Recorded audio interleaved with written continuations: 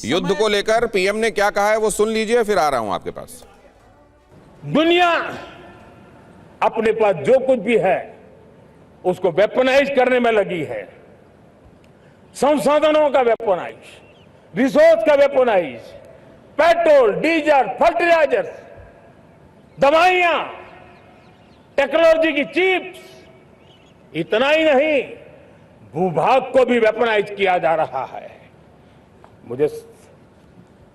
और ऐसे समय अगर हम आत्मनिर्भरता मंत्र को लेकर 10 साल सही दिशा में न चले होते तो हम कल्पना कर सकते हैं कि ऐसी चुनौतियों का मजबूती से मुकाबला कैसे करते हैं। और हमारी तैयारियां निरंतर बढ़ती जा रही है। प्रधानमंत्री नरेंद्र मोदी ये भी कह रहे हैं कि अगर हमने आत्मनिर्भरता के लिए पिछले 10-12 सालों में काम न किए होते, अपनी नीतियां वैसी न रखी होती, तो हम उतनी दृढ़ता के साथ मौजूदा चैलेंजेस का मुकाबला न कर पाते, क्योंकि इस समय तो दुनिया संसाधनों का उनको वेपनाइज करने में लगी हुई है। मतलब उसको शस्त्रों की तरह यूज किया जा रहा है। दुनिया में संसाधनों को शस्त्रास्त्रों की तरह यूज किया जा रहा है, और ये बहुत महत्वपूर्ण बात उन्होंने कही, और ये बहुत बड़ा संदेश है। ये दुनिया के सबसे बड़े ताकत कहने वाले खुद को उस देश के लिए भी संदेश है, और उस देश के लिए भी संदेश है जो इस समय ये कह रहा है कि एक जगह अगर वो ब्लॉकेट नहीं करेगा तो उसके पास खुद के वजूद को बचाने के लिए और कोई दूसरा तरीका भी नहीं। अरविंद मोहन जी, इस पर आपकी टिप्पणी में जरूर लेना चाहूंगा। देखिए, दुनिया बड़ी अजीब किस्म से चल रही है, और हम सब लोग कई जो बातें बहुत बुनियादी मान के चलते थे, व्यवहार में वो एकदम उल्टा हो रहा है। अगर देश छोटे हैं तो आज के दुनिया में सरवाइव होना उसका मुश्किल है। डिसेंट्रलाइजेशन की बात हम सब लोग करते थे, लेकिन जब तक ताकत आपके पास नहीं होगी तब तक वहाँ कोई पूछने वाला नहीं है। जो दुनिया का डिस्कोर्स है वो ताकत से चल रहा है, तो उसमें अगर आपकी ताकत बनती है तो फिर आपकी पूछ है, अदरवाइज कोई पूछने वाला नहीं है।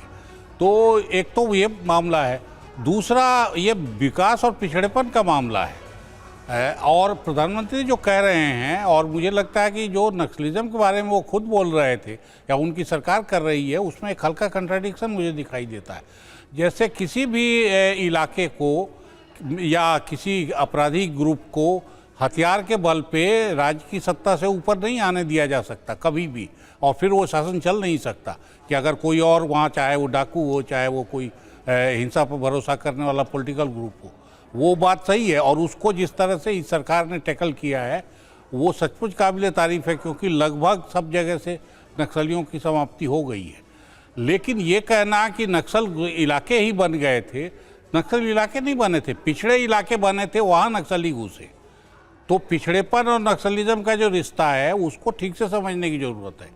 और फिर ये नया शब्द आज उन्होंने कॉइन किया, मेरे ख्याल से दिमागी नक्सल। पहले अब तक अर्बन नक्सल कहा जाता था, कई बार एंटी नेशनल कहा जाता था।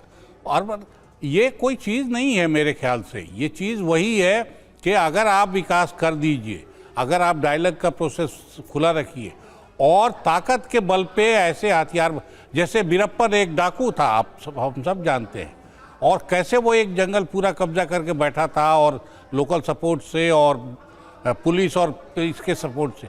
ऐसे ही नक्सलियों का है, कॉर्पोरेट सपोर्ट नक्सलियों को काफ़ी मिला है। लोकल लेवल पे वो रेवेन्यू सब जुटा लेते थे, तो उनको क्रश करना बहुत ज़रूरी था, और वो ज़रूरी काम आपने किया। लेकिन इसके चलते पिछड़ेपन की सारी बात या पिछड़ों की सारी वकालत को आप एक अलग तरह के पॉलिटिक्स में ले जा रहे हैं, उसकी ज़रूरत मुझे दिखाई नहीं दे रही है। आप बड़ी पॉलिटिक्स करिए, डेवलपमेंट की पॉलिटिक्स करिए, उन सब इलाकों को डेवलप करके यहाँ ला दीजिए कि बम्बई और कलकत्ता और बंगलोर उसके आगे छोटे पड़ जाएं या उनके बराबरी पे आ जाए, तो फिर नक्सलिज्म अपने आप विदा हो जाएगा। उसको कभी अर्बन नक्सल, कभी दिमागी नक्सल ये कहने की, और नक्सलिज्म कोई ऐसा भूत भी नहीं है। सर, ये एक और चैलेंज जिसका जिक्र प्रधानमंत्री नरेंद्र मोदी ने किया, बदलती दुनिया, बदलते युद्ध, बदलते हथियार। सुनिए। मेरे प्यारे देशवासियों, एक समय था जब मैं आत्मनिर्भरता की बात कर रहा था तो कुछ लोग एयर कंडीशन चैम्बर में बैठ करके सोचने वाले लोग हमें बता रहे थे ग्लोबलाइजेशन का क्या होगा।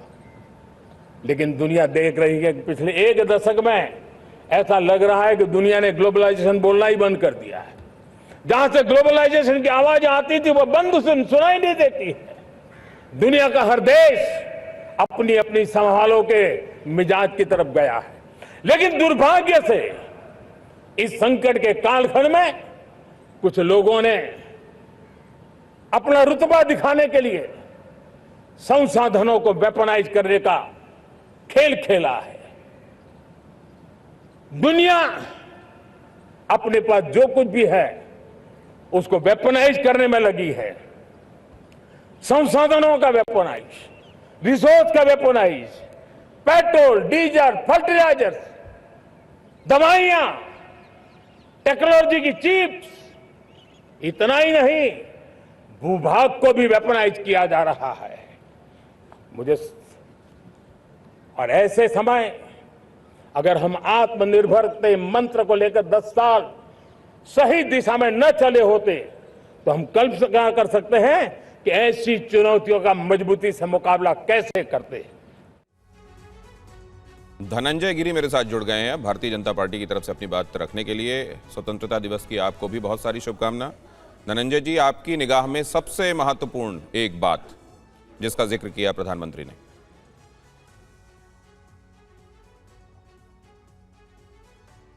अनम्यूट कर लीजिए, आप अनम्यूट कीजिए पहले। बोलिए प्लीज। हाँ हाँ मिल रही है, जल्दी से अपनी बात कहिए। 80वें स्वतंत्रता दिवस की चैनल को, पैनल को और देश के तमाम मेहनती जनता को बधाई, शुभकामनाएं।